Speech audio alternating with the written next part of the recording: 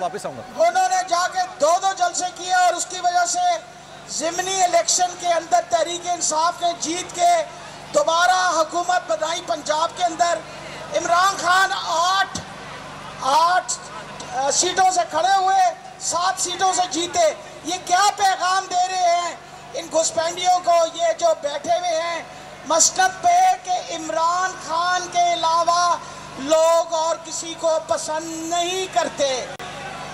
सब चाहते हैं कि इमरान खान दोबारा वजीर आजम बने और इसी के लिए हर रोज बंदे बाहर निकलते हैं। ये जुल्म करते रहे, इनका जितना दिल करता है ये जुल्म करे, ये जितना दिल करता है ये जुल्म करे।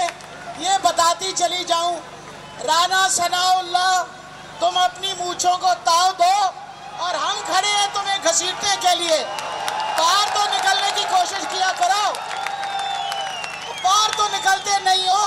हम इंशाल्लाह आपको ये बताते चले जाएं कि इमरान खान साहब के ऊपर जो ज्यादती और जुल्म की गई, तहरीक इंसाफ के हर कारकुन जो है उसका अपना खून देने को तैयार है। इंशाल्लाह वो वक्त दूर नहीं है जब दोबारा तहरीक इंसाफ की हुकूमत होगी और दोबारा पाकिस्तान तरक्की की तरफ जाएगा। जोरदार नारा लगाइए मेरे साथ, नारा तकबीर, नारा रसालत, नारा हैदरी, पाकिस्तान, इमरान खान।